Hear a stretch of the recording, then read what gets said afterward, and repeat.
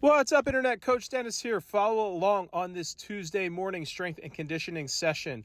I'm going to let you in on my exact thought process for this session, explaining how I use auto-regulation and context to dictate basically the decisions I make for weights and effort.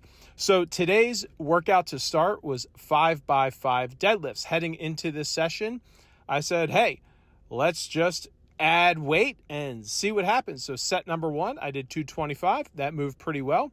So we made a big jump up to 275. Now, context. I have not been deadlifting a lot. So there's really no telling what's going to feel heavy.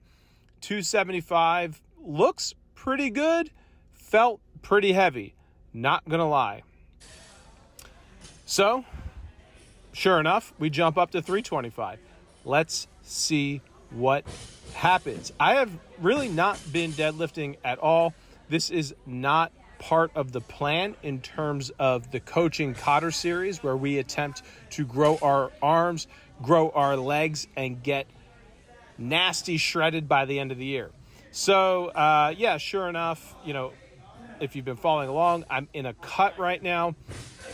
Instantly felt lightheaded on that deadlift. Really, I should abort, but of course I am getting shit from the coach, getting shit from the other clients participating in this CrossFit class. So I'll try again. Let's see what happens. Sometimes when it comes to heavy force output like this, your nervous system's just not ready. I got one. Going back down, I'm in control, but still don't feel good. So we abort. Drop back down to 275. Hit a set of 5. No problem at all. So what's the context here? I said this isn't part of the plan, meaning Cotter, who I'm coaching to grow his legs and grow his arms, at the moment, deadlifts aren't in the structure for that. However, him and I are both implementing our own cross training. He's doing boxing, and I am doing some CrossFit and very specific triathlon training. The CrossFit workout of the day happened to be deadlifts, and I felt like that could work for me. Let's give it a shot. So we go to 275 for the final set, and you know what? Never mind. Right there, what was I thinking? I thought, you know what? That last set, it was hard. I've done 2 hard sets and 2 hard sets of 5 and 1 heavy set of 1. My hip felt a little crunchy. Hip is an ongoing problem. And at the last moment, I stopped and I thought, what's your primary goal here? Oh yeah, you're trying to get good at a triathlon. So let's just move 225 fast. Let's feel explosive. Also, what's the context? The very next workout I got coming up is box jumps. I'd rather get some fast twitch going on. And that's going to be plenty stimulus for the day for somebody who's not been deadlifting much. Now, let's talk about the WOD, or the Metcon that we did in CrossFit today. So it was 9 minutes of 9 tall box jumps, so 30-inch box jumps, and 9 American or overhead kettlebell swings.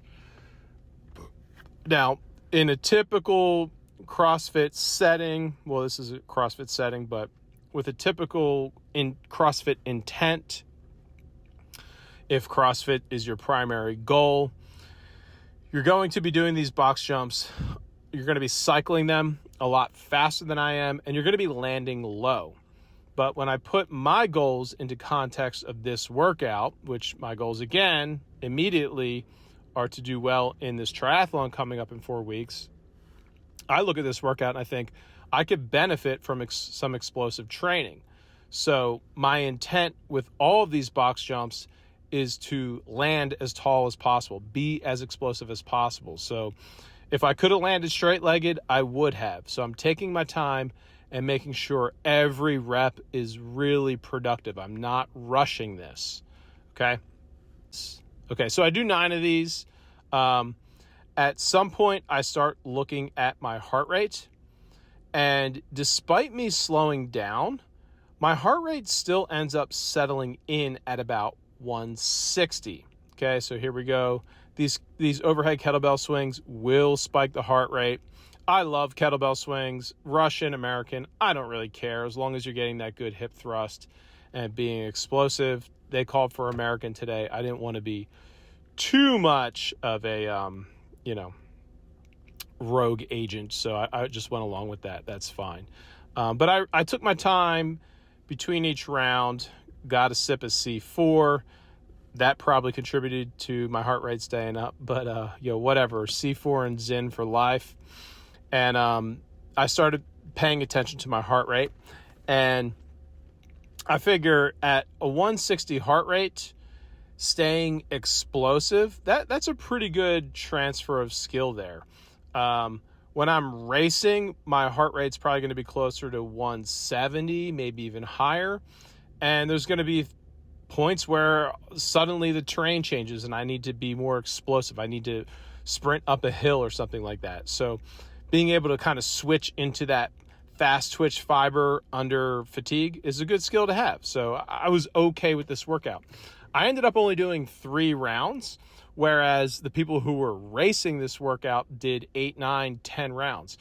I'm probably capable of that, but it's a totally different intent. The intent there is just to move and jack your heart rate up. My heart rate would probably be like 175, 180 if I would have approached it that way.